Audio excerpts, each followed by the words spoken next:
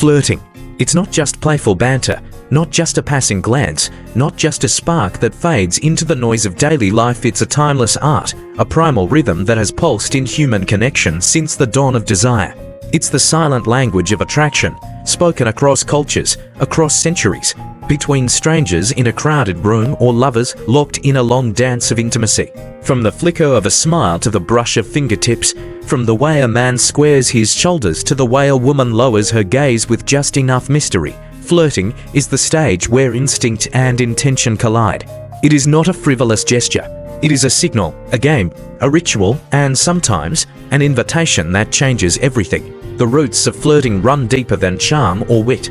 They are wired into human nature itself. Every person is born fluent in this hidden dialect: the sidelong glance, the lingering eye contact, the nervous laugh, the unconscious touch of lips, the subtle sway of movement. These aren't accidents, they are coded responses, written into us by evolution, all pointing toward the same ancient command: find a mate, pass on your genes, multiply. But flirting is more than survival. It is performance, strategy, artistry. It demands intelligence, intuition, creativity, empathy. At its highest form, it can seduce like poetry, disarm like laughter, or linger like the taste of wine. Why do people flirt? The reasons are as layered as human desire itself. Sometimes it's to transform a friend into something more, an electric possibility waiting to be unlocked. Sometimes it's exploration, a test of waters, the thrill of seeing if that spark is shared. Sometimes it's pure fun, playful, reckless, a dance for no reason other than to feel alive. Flirting can also be instrumental, a way to bend the will of another, coaxing them into action. It can be ego-driven, a way to inflate self-esteem, to feel desirable, to confirm that one still has power.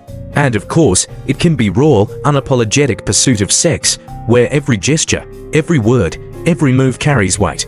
But here's the question: how do you know if someone is truly flirting with you? Flirting is never shouted. It's whispered, hidden in body language, tucked between pauses. It's the smile that lingers longer than it should, the lean forward that collapses distance, the casual touch on the arm that feels anything but casual. It's in the compliments, in the playful teases, in the unspoken suggestion that they are available, waiting.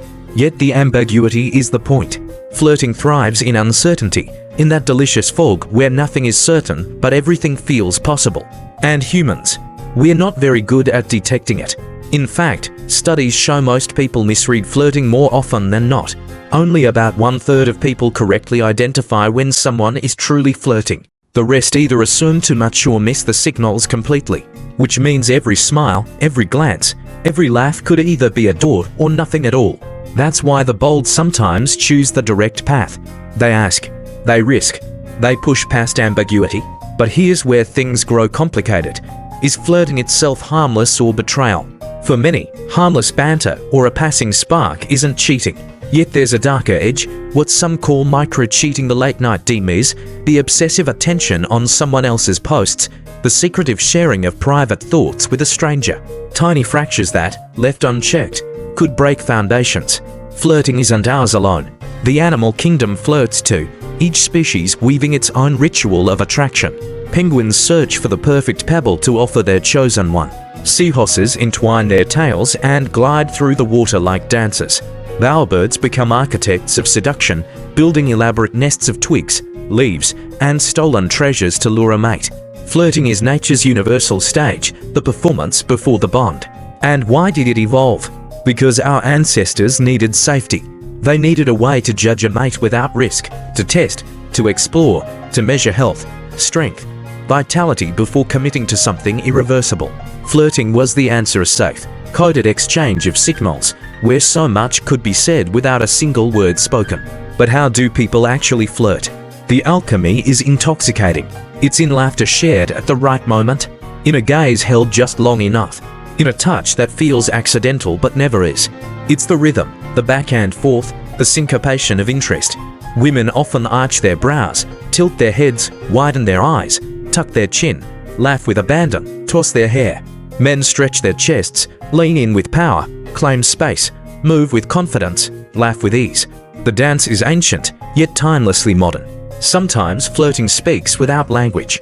Lingering eye contact, smiles that refuse to fade, The subtle lick of lips, the brush of a hand across one's mouth, the quick scan of someone's body. These are sparks, barely noticeable yet burning deep. The face alone can betray intent, head tilted, chin lowered, a slight smile, eyes locked in invitation. Women, especially in social settings, wield these cues with precision. A glance across the room, swaying to music, laughter that drips warmth, leaning closer when speaking, nodding with interest, all subtle ways of weaving a net of allure. Men, on the other hand, often rely on strength of presence. Eye contact, powerful posture, moving through space as if they own it. The man who knows his space is the man who captures attention. When strangers flirt, the ritual unfolds in 3 acts. First, the approach, eye contact, arched brows, the test of reception. Second, the swivel and synchronize, the mirroring of gestures, the aligning of rhythms, the subconscious harmony that builds connection. Third, the touch, light, playful, intentional, binding the energy in a more physical thread.